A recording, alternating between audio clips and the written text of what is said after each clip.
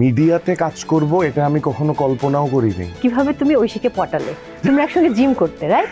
না, জিম থেকে পটাইনি, তাহলে কি পটায় জিম করছি। ঝগড়া করো তোমরা কি নিয়ে? আমরা ঝগড়া করি খুবই লেম বিষয় নিয়ে। সেগুলো কি সিরিয়াস পর্যায়ে যায় নাকি না? আমার কাছে মনে হয় যে ঝগড়ার পরের দিনটা খুব ভালো যায়। কখনো কোনো নায়িকাকে নিয়ে ঐশী কোনো প্রবলেম ক্রিয়েট করেছে? কেন এই সিনটা এভাবে করলা? না না, সিন নিয়ে কখনোই ও কোনো প্রবলেম ক্রিয়েট করে না। ঐশীর কিছু ভালো দিক বলো। ও অনেক কেয়ারিং, ও অনেক বেশি ইনোসেন্ট। এই দুনিয়াতে যে আসলে কি কি হয় এর সম্পর্কে ওর কোনো ধারণাই নেই।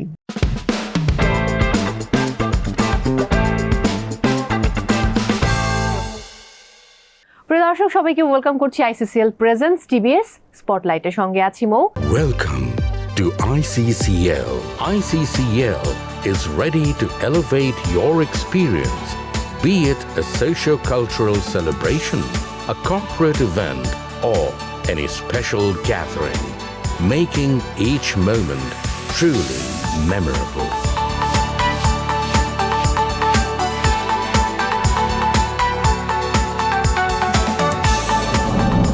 ICCL, elegant venue, delectable dining. আমার সঙ্গে আজকে রয়েছেন একজন স্বপ্নবাজ তরুণ। তিনি স্বপ্ন দেখতেন তিনি অভিনেতা হবেন, তারপরেও পড়াশোনা শেষ করে তিনি আসলে একজন ফার্মাসিস্ট হলেন, জব নিলেন, কিন্তু তার স্বপ্ন থেমে থাকেনি। আর যে হয়েছেন সেখান থেকে অভিনেতা। আর যদি অনেক গল্প বলতে যাই, জার্নিটা কিন্তু অনেক লম্বা, এবং এই তরুণ তার স্বপ্নের পথে দুর্বার গতিতে এগিয়ে যাচ্ছে। কখনো কন্ট্রাক্ট কিলার, আবার কখনো দেখা যায় খুবই আলাভোলা চরিত্রে। আমাদের নিশ্চয়ই মনে আছে সেই বনলতা এক্সপ্রেসের ফয়সালের কথা। তো সেই ছেলে বা সেই তরুণ বনলতা এক্সপ্রেসে চড়ে একদম চক্রের মতো ঘুরছে আর বিভিন্ন জায়গা থেকে ক্যাকটাস গাছ সংগ্রহ করছে। তাকে আমরা ভীষণ ভালোবাসি তার অভিনয় দক্ষতার জন্য, এবং আমি যদি ভুল না করি এখন ইন্ডাস্ট্রিতে সবচেয়ে লম্বা নায়ক হচ্ছেন তিনি। যাই হোক, তিনি আমার রাহাত অর্থাৎ জেনির রাহাত, আমাদের সবার ভালোবাসার অভিনয় শিল্পী আরিফিন জিলানী। হ্যালো। হ্যালো, আমার রাহাত ওয়াজ বেটার। কতদিন পর আমাদের আবার দেখা হলো। আচ্ছা, রাহাতের মন খুব খারাপ, সে বলেছিল যে এখানে মেকআপ নেই। তাই আমি বললাম যে তোমার মেকআপ লাগবে না, তুমি এমনিই সুন্দর, তুমি আসো। না, এরকম সুন্দর উপস্থাপিকার সাথে বসতে হলে একটু সুন্দর হয়ে আসতে হবে না? তুমি যথেষ্ট সুন্দর, মাশাআল্লাহ। আমার ছোট বোনের হাজবেন্ড, কোনো অসুবিধা নেই, আমার বোনও মাশাআল্লাহ। যাই হোক, আমরা গল্পে ঢুকি। খুব ব্যস্ততা যাচ্ছে, ভিকি ভাইয়ার একটা বড় প্রজেক্ট শেষ হলো, একদম লিড ক্যারেক্টার করছো। সেই গল্পটা দিয়ে শুরু করি, কারণ ভিকি জাহেদের কাজগুলো তোমাকে একটু বেশি করতে দেখা যায়। আমি জানি না, আমি হয়তো ভুল হতে পারি। আসলে এটা হচ্ছে ডিরেক্টরের পছন্দ হয়তো।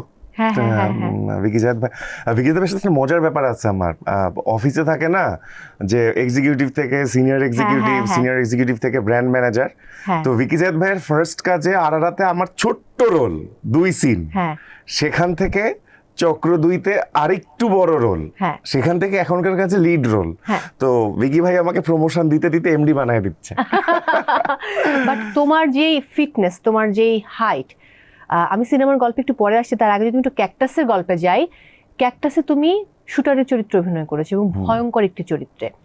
ভয়ঙ্কর এই অর্থে যে আমি শুনেছি স্ট্যান্ডম্যান ব্যবহার করা হয়নি, তুমি 2তলা 3তলা থেকে লাফিয়ে পড়েছো নিজে নিজে, আবার দড়ি বেয়ে বেয়ে 2-3 তলা উঠে গেছো। এটা কিভাবে সম্ভব ছিল? ফার্স্ট অফ অল হচ্ছে গিয়ে, যেহেতু জিম করা হয় এবং ফিজিক্যালি অ্যাক্টিভ থাকতে হয় কাজের জন্য, এগুলো আমি ছোটবেলার থেকেই পারি। ঝোলাঝুলি, ওর বাসায় উঠে যাওয়া, এটা করা সেইটা করা। সো ওটাতে আমার খুব একটা প্রবলেম হয় নাই। সো এটা হয়তো শিহাব ভাইও জানতো না যে আমি এটা পারি। সো সামহাও আমার এই স্কিলটা আমার এই কাজে গিয়ে কাজে রাখছে। আমি আমার মতো করে অ্যাকশন স্টান্টগুলো নিজে করতে পারছি। And on top of that, আমার অ্যাকচুয়ালি শিহাব ভাই স্টান্ট পায় নাই আমার মতো কাউকে।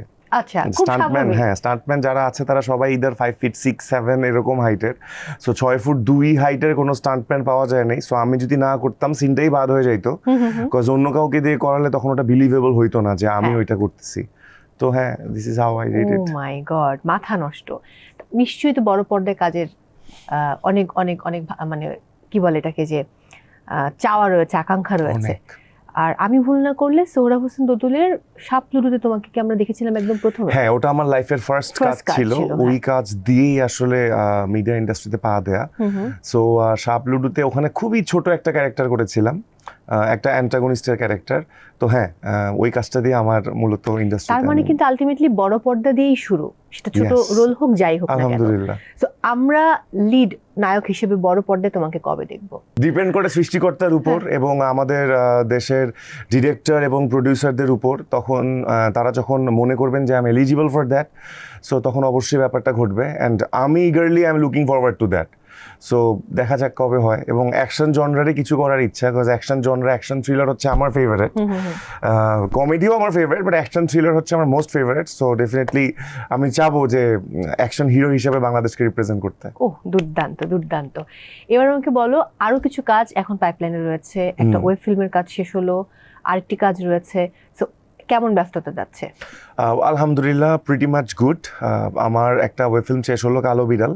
ওটা শেষ হয়েছে একটু আগেই, আরো 4-5 মাস আগে হবে, ওটা রিলিজ হবে। কিছু পোস্ট প্রোডাকশন কাজের ওখানে চলছে ওটা। আদার দেন দ্যাট হচ্ছে গৌতম কৈরিদা, উনিও বেশ ভালো একজন ডিরেক্টর, বেশ ভালো ডিরেক্টর। ওনারও একটা কাজ করলাম, একটা series because of you. So সেটাও রিলিজের অপেক্ষায়। ভিকি জাহাদ ভাইয়ের আরেকটা কাজ আসবে কৃষ্ণপক্ষ কিছুদিনের মধ্যে, ওইটার অপেক্ষায়। একটা ফিকশন করেছি, সেটারও অপেক্ষায়, মাহিন আহমেদ ডিরেক্টর, তার সাথে। সো হ্যাঁ, ব্যস্ততা মোটামুটি আলহামদুলিল্লাহ যাচ্ছে, অনেক না, বাট আলহামদুলিল্লাহ pretty much good going as I expected. শুধু আমি সেটা বলবো না, তুমি যে পরিমাণ ডেডিকেটেড, এই জন্য হয়তো এমনটা সম্ভব। দর্শক, আমি একটু জানাতে চাই যে যখন আমরা চক্রটুয়ের শুটিং করি, তার আপন 2 ভাইয়ের বিয়ে ছিল একসাথে। ওরা যমজ ভাই, মানে তারা 3 ভাই, তো ওরা দুজন হচ্ছে যমজ। তো আরিফিন জিলানী সে যমজ 2 ভাইয়ের বিয়ে, সেই বিয়েতেও কিন্তু তিনি যাননি শুধুমাত্র চক্রটুয়ের শুটিংটা প্রপারলি করবেন বলে। সো এত বড় স্যাক্রিফাইস শুধু এখানে না, সারাক্ষণ তিনি স্ক্রিপ্টে গুজে থাকেন, নোট করতে থাকেন, কি করবে, হচ্ছে কিনা, কি হচ্ছে, প্যানিক করতে থাকে যে আমি এখন কিভাবে দিব, ডায়লগটা কিভাবে ডেলিভারি দিলে ঠিক হয়। সো অনেকভাবে তিনি ডেলিভারি লিখে রাখেন যে আমি এইভাবে দিতে পারি। সো এমনি এমনি কিন্তু তিনি আসলে আজকে এখানে আসেননি, এগুলো আমি সচক্ষে দেখেছি। বাট আমি আমার তোমার একটা কথা বলি, আমি তো অ্যাক্টর, সো আমার একটা ডেডিকেশন দিতেই হবে, অফকোর্স। কিন্তু তুমি তোমার জায়গা থেকে যে ডেডিকেশনটা দাও, মানে দ্যাট ওয়াজ রিয়েলি ইমপ্রেসিভ। এটা আমি সত্যি কথা বললাম যে আমাদের অন্যান্য অ্যাক্ট্রেসরা যারা ইন্ডাস্ট্রিতে লিড করছে, আই উইশ তারাও এই সেম এনথুজিয়াজমটাই তারা শেয়ার করে তাদের মনের মধ্যে। কজ আমি খুবই ইমপ্রেসড, বুঝছো তুমি। এবং দর্শকদের উদ্দেশ্যে যেটা বলতে চাই, সে আমার ব্যাপারে যেটা বললো তার ক্ষেত্রেও সেটা অ্যাপ্লিকেবল। কজ সেও স্ক্রিপ্টে প্রচুর লেখালেখি, আমি ফলো করি খুব। হ্যাঁ, আমি তাকেও দেখলাম যে সে স্ক্রিপ্টে সুন্দর করে লিখে রাখে, প্রচুর নোট করে। সো হ্যাঁ, এটা অবশ্যই আমাদের জন্য অনেক কিছু শিক্ষণীয়। আমাকে ঐশী বলেছে যে আমি যে তোমাকে খুন করলাম, তারপর তুমি একটু আহত হয়েছিলে, সেই গল্পটা আজকে বলো। তার আগে তুমি আমাকে একটু বলো তো, তোমার আমার উপর এত ক্ষোভ কেন, কারণ কি? আমি তো তোমাকে কল্পনা করে মারিনি, আমি তো মেরেছি যাকে আমি মারতে চাই, এমন কাউকে কল্পনা করে মেরেছিলাম। সেটাকে আমরা জানতে পারবো?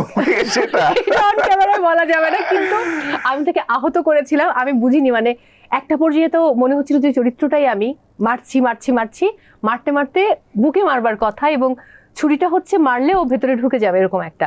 কিন্তু আমি যেটা করেছিলাম, আমার গলায় মেরেছিলাম, গলায়, তাও 4-5 বার, এবং সঙ্গে সঙ্গে ভিকি ভাই চিৎকার করে কাট কাট কাট। যে মৌসুমী শোনো, কি করছো?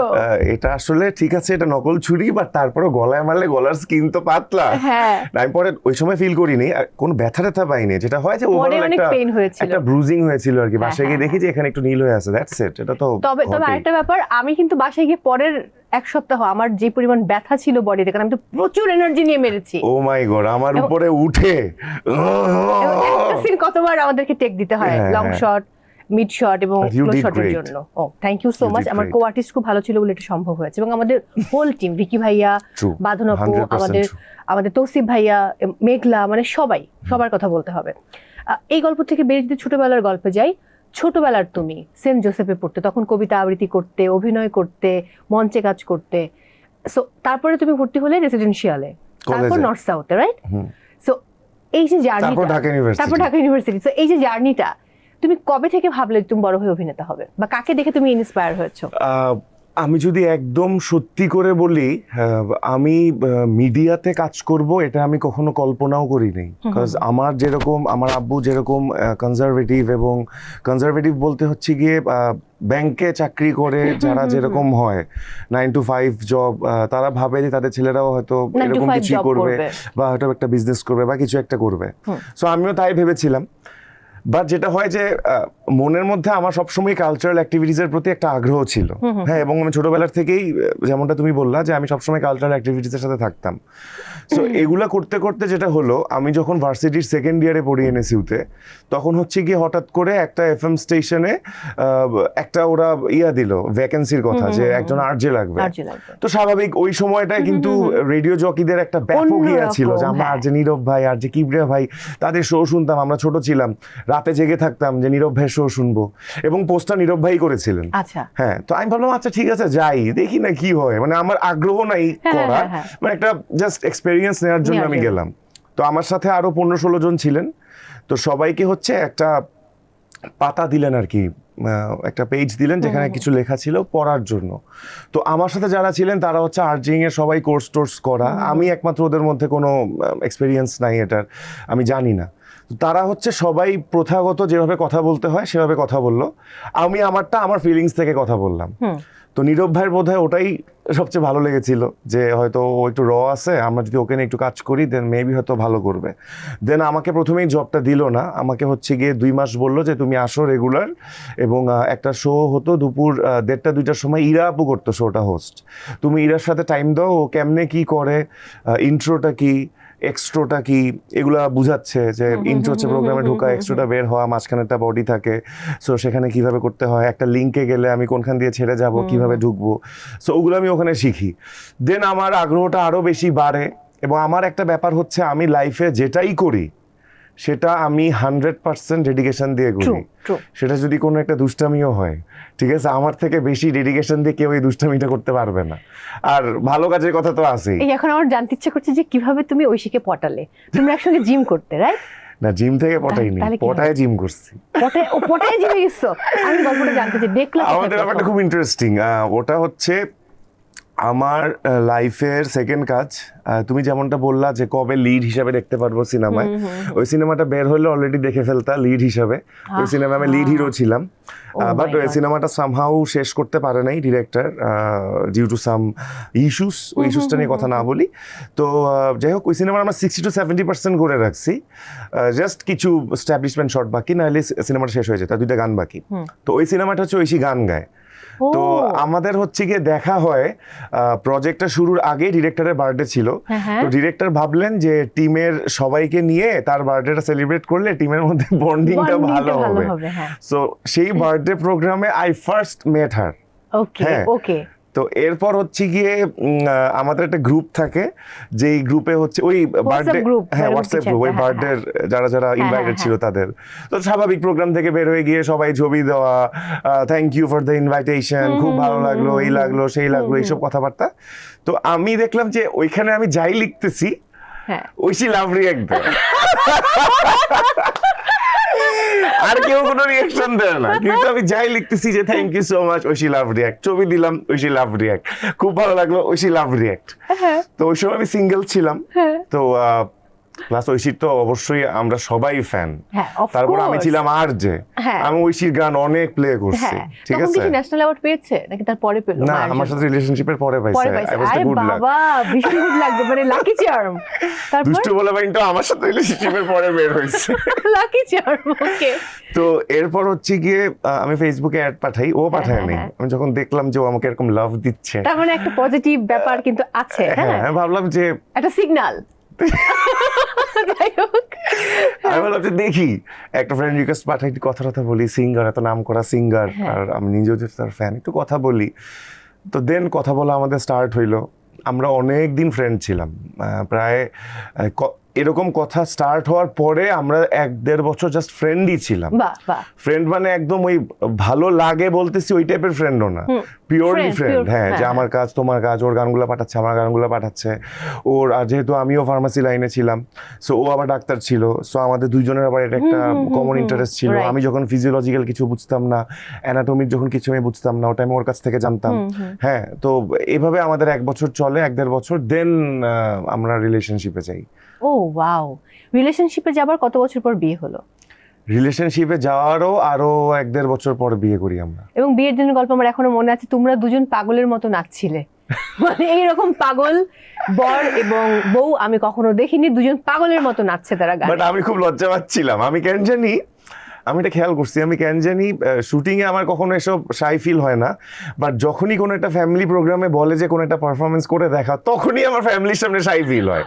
এমনি দুনিয়ার মানুষের সামনে পারফর্ম করি তখন আমার কোনো কিছু হয় না, কিন্তু ফ্যামিলির সামনে আমার কেন জানি করে দেখাতে খুব লজ্জা লাগে। না, খুব স্বাভাবিক। কিন্তু একটা ব্যাপার এখানে জানার আছে, তুমি যেটা বলছিলে আঙ্কেল উনি ব্যাংকে জব করতেন, হ্যাঁ, এবং উনি একটু কনজারভেটিভ, সো সঙ্গীত শিল্পী বউ, এই ব্যাপারটা তার কাছে কেমন ছিল যখন তুমি জানালে ফ্যামিলিতে?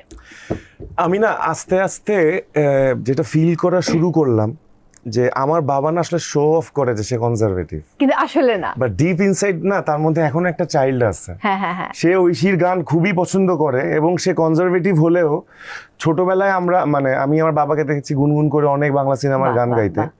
সো আসলে আমার কাছে মনে হয় কনজারভেটিভ এই ব্যাপারটা হয়তো দেখাতো যেন আমরা ঠিকঠাক থাকি, হতে পারে একটু হয়তো। চাপে রাখার জন্য। হ্যাঁ হ্যাঁ, বাট এখন আসলে বুঝি যে সেও এনজয় করে ব্যাপারগুলো। এবং আমি যখন সামাজিক যোগাযোগ মাধ্যমে দেখি যে না মানে বউ শাশুড়ি বা শ্বশুর বউয়ের সঙ্গে খুব গুড বন্ডিং, সেগুলো আলহামদুলিল্লাহ। কিন্তু আমরা দেখতে পাই। হ্যাঁ, আলহামদুলিল্লাহ। এবার আলহামদুলিল্লাহ। তোমাদের বন্ডিং নিয়ে আমাকে বলো, ঝগড়া করো তোমরা কি নিয়ে?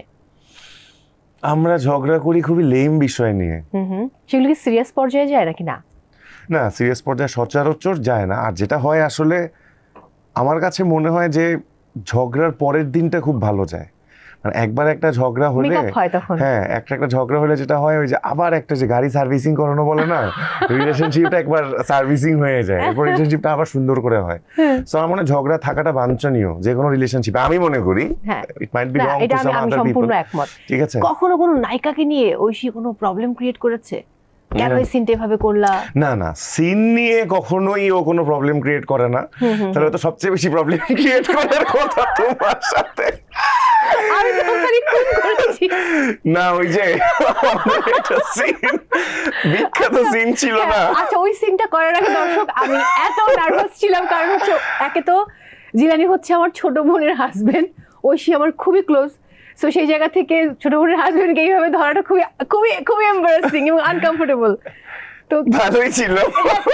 আমরা ওটা দুইটা শট পেয়েছি, তাই না? হ্যাঁ, দুইটাতেই ওকে হয়ে গেছে। দুইটাতে ওকে হয়ে গেছে। ইনফ্যাক্ট প্রথমটাতেই ওকে ছিল, পরেরটা একটা সেফটি শট নিয়ে রাখছিল ভাই। সো বাইচে গেছি যে আল্লাহ একটু বেশি দেয়া লাগে রে। আমার একটু ভুল করা উচিত ছিল তাইলে। তাইলে 7-8 বার দেওয়া যেত শটটা। দেখো তুমি যা করলা, এটা আসলে বলার কিছু রাখে না। এবার একটু ফিরে আসি বিশ্বকাপ ফুটবলে। আর্জেন্টিনার সাপোর্টার তুমি, ফুটবল খেলতে কিনা ছোটবেলায় তোমার? আমি অনেক ফুটবল খেলতাম, আমি ফুটবলই খেলতাম বেসিক্যালি। আমি ক্রিকেটে বোলিং করতাম, আমি অতটা ভালো ব্যাটসম্যান ছিলাম না, বাট আমি ক্রিকেটে বোলার ছিলাম। আর ফুটবলে আমি সেন্টার অ্যাটাকিং মিডে খেলতাম, স্ট্রাইকারের ইমিডিয়েট পিছে। তোমার সবচেয়ে পছন্দের প্লেয়ার কি? মানে অবশ্যই লিওনেল মেসি এখন, বাট আগের কথা যদি একটু জানতে চাই। আর্জেন্টিনার ফ্যান হলা কখন থেকে? আর্জেন্টিনার ফ্যানটা ছোটবেলার থেকেই। ফ্যান যেভাবে হয়, হ্যাঁ, সাধারণত হয় কি, আমরা যাদের সাথে বেড়ে উঠি তারা যেটা ফলো করে আমরাও সেটাই ফলো করি। সো ছোটবেলার থেকেই আমার মামা বা আমার কাছের ভাইরা তারা সবাই আর্জেন্টিনা করতো, এবং তারা, আমি তো ম্যারাডোনার খেলা দেখি নাই, তো Maradona hand of god, goal of the century, এইসব শুনে শুনে আর্জেন্টিনার ফ্যান হইলাম। বাট ট্রুলি আর্জেন্টিনার ফ্যান হইলাম আমি কবে বলবো, আমি যখন ক্লাস, মেসি যেবার ওপেনিং করে, হ্যাঁ এক্স্যাক্টলি, হ্যাঁ, তখন থেকে, তখন কি বাতিস্তুতা খেলতো কিনা আমার মনে নেই, একটা টিম ছিল বাতিস্তুতা, আমার এখনো মনে আছে, আমি ছোট ছিলাম, ক্রেসপো, স্যাভিওলা, তেভেজ, তো ওদের একটা টিম ছিল। ওই টিমটা খুব ভাল লাগতো আমার, মানে তাদের মধ্যে কেউ খুব স্টার ছিল না, বাট অ্যাজ আ টিম তারা স্টারের মতো খেলতো। সো তখন থেকে আমি নিজে দেখে ফ্যান হইলাম। তারপর তো মেসির ফ্যান, যেহেতু Messi through out the journey ছিলাম।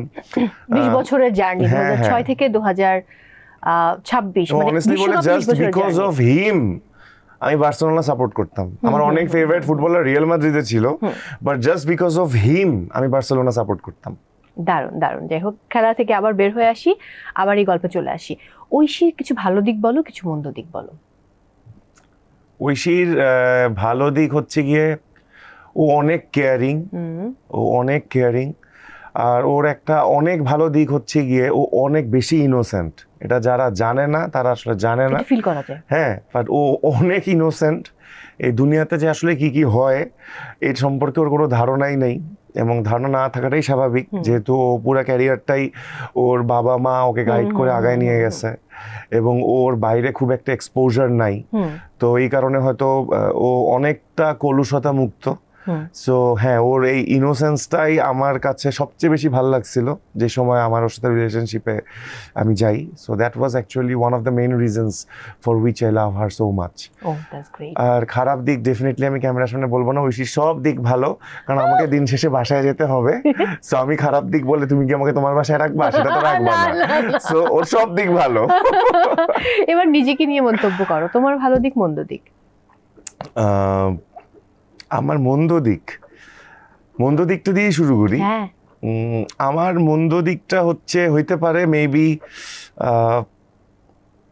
আমি সামটাইমস অনেক ছোট ছোট ইস্যুতে একটু ফ্রাস্ট্রেটেড হয়ে যাই। আর যখন আমি ফ্রাস্ট্রেটেড হই ওখান থেকে আমার আবার এই আমিতে ফিরতে আমার একটু টাইম লাগে।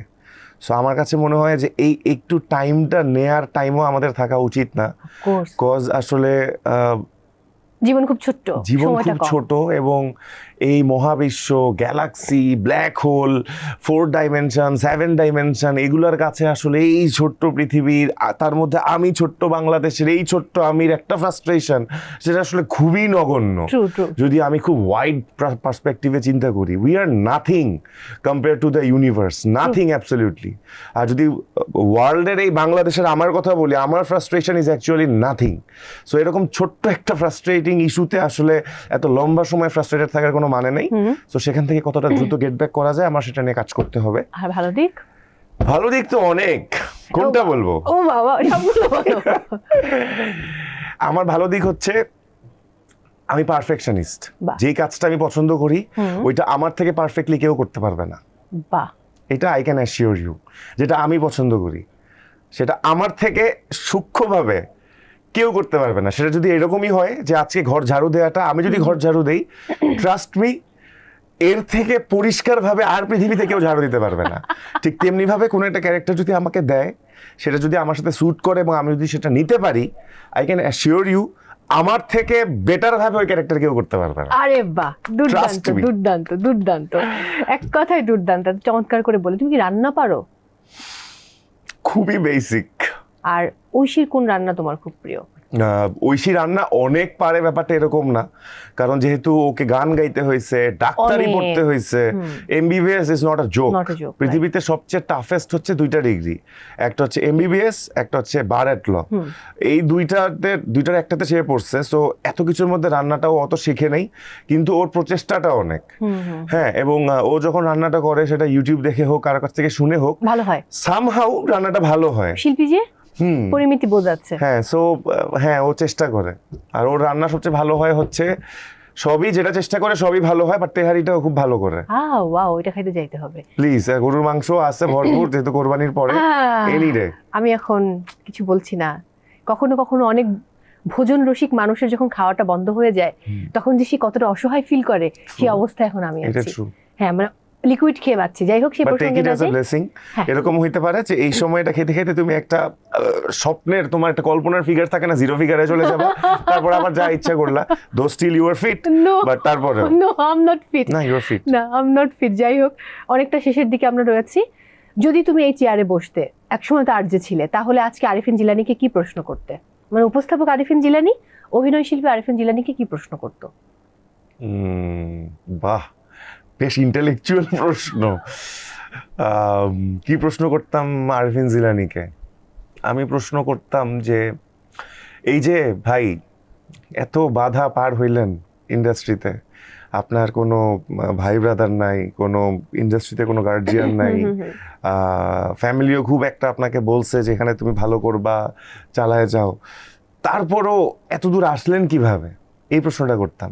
তারপর উত্তর কি হতো সেটার? সেটা তো আবার আমি হয়ে দিতে হবে। তুমি হয়ে দাও। সেই উত্তরটা হয়তো আসলে পিওরলি ডেডিকেশন এবং পিওরলি মাই বেটার হাফের কন্ট্রিবিউশন ইন মাই লাইফ। বাহ। হ্যাঁ, বিকজ সত্যি কথা বললে ঐশী যদি আমার লাইফে না আসতো আমি হয়তো এত অ্যাগ্রেসিভলি অ্যাক্টিংটা করে যাইতে পারতাম না। কারণ হচ্ছে কি আই ওয়াজ, হ্যাঁ তখন ঐশীর মন্তব্য কি ছিল বা ফ্যামিলির মন্তব্য কি ছিল যে এত ভালো জব তুমি ছেড়ে দিচ্ছ? ফ্যামিলির মন্তব্য ছিল জবটা ছাড়তে না, ফ্যামিলির মন্তব্য করেছিল যে জবের পাশাপাশি অ্যাক্টিংটা করতে, কিন্তু সেটা আসলে সম্ভব হচ্ছিল না। কারণ জবের পাশে যেটা হয় যে ম্যাক্সিমাম 1-2 দিনের শ্যুট নেওয়া যায়, বাট যখন আমরা বড় প্রজেক্ট করি, যেমন আমি ক্যাকটাস করলাম, আমি শুটিং করলাম 12 দিন, আমারই ছিল 12 দিন। হ্যাঁ, তো এতগুলা দিন তো অফিস আমাকে ছুটি দিবে না। হ্যাঁ, আর এটা সমীচীনও না। তো তখন আমার ফ্যামিলি আমাকে মানা করলো, কিন্তু ঐশী শুনে বললো লিভ ইট, তোমার ইচ্ছা করতেছে তো ডু ইট, ছেড়ে দাও, দেখা যাক কি হয়। প্রত্যেকে যদি এরকম একজন লাইফ পার্টনার থাকতো। হ্যাঁ, আমি এদিক দিয়ে অনেক blessed, so I am so thankful to the god. You are so lucky. I have got her and I think she is also thankful to the God because she got me. ছেলেটা। যাই হোক, একদম শেষে রয়েছে, স্বপ্ন কি দেখো? তোমার স্বপ্ন যেখানে ছুতে চাও তুমি, সেই স্বপ্নের কথা কি বলা যাবে নাকি ভেতরেই রাখতে চাও, কোনটা? অনেকে যেমন স্বপ্নের কথা বলতে চায় না, যে স্বপ্নটা আমার মনের ভেতরেই থাকুক। আমি স্বপ্নটা যেটা বলতে চাই একটু ভেগ ভাবে বলি, একদম স্পষ্ট করে না বলি, একটু ভেগ ভাবে বলি। আমি বাংলাদেশকে গ্লোবালি রিপ্রেজেন্ট করতে চাই থ্রু মি। থাকে না একটা দেশকে তো শুধুমাত্র যে কালচারালি রিপ্রেজেন্ট করে এরকম না, তাকে খেলাধুলার মাধ্যমে ইন্ডিয়াকে সচিন টেন্ডুলকার রিপ্রেজেন্ট করে, ইন্ডিয়াকে ইন্দ্রা নুই পেপসিকোর সিইও ছিল, সে রিপ্রেজেন্ট করে, ইন্ডিয়াকে শাহরুখ খান রিপ্রেজেন্ট করে। সো আমি আমার কালচারাল দিক থেকে আমি বাংলাদেশকে গ্লোবালি রিপ্রেজেন্ট করতে চাই, যেন কথা সুইডেন অথবা সুইজারল্যান্ডে গেলেও মানুষজন যেন আমাকে ওখানে চিনে, আরফিন জিলানী, বাংলাদেশের আরফিন জিলানী। সো এটা হচ্ছে আমার ড্রিম। বাহ, দারুণ দারুণ দারুণ। অনেক অনেক ভালো থাকো, স্বপ্ন পূরণ হোক, স্বপ্নবাজের সেই প্রত্যাশা। ইনশাআল্লাহ। দর্শকের উদ্দেশ্যে কিছু বলো ইনশাআল্লাহ।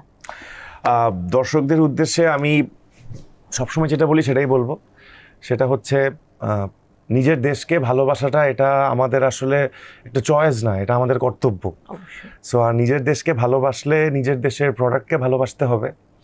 আর আমাদের দেশের অনেকগুলো প্রোডাক্টের মধ্যে একটা প্রোডাক্ট হচ্ছে আমাদের দেশের সিনেমা, আমাদের দেশের ওয়েব সিরিজ, আমাদের দেশের নাটক, আমাদের দেশের কন্টেন্ট। সো আপনারা সবাই দেশ বিদেশের কন্টেন্ট দেখেন, সেটা নিয়ে কোনো প্রবলেম নাই, বাট অবশ্যই আমাদের কন্টেন্টটা দেখবেন সবার আগে। সেটা যদি কোনো একটা সাবস্ক্রিপশন করে দেখতে হয় দেখবেন, যদি হলে গিয়ে টিকিট কেটে দেখতে হয় দেখবেন, পাইরেটেড কন্টেন্ট থেকে দূরে থাকবেন। বিকজ যখন আপনি এই সাবস্ক্রিপশনগুলো প্রপারলি করবেন, টিকিট কেটে সিনেমা দেখবেন, তখন এই টাকাগুলো প্রডিউসারের কাছে যাবে এবং তখন সে সাহস পাবে সামনে আরেকটা কাজ করার।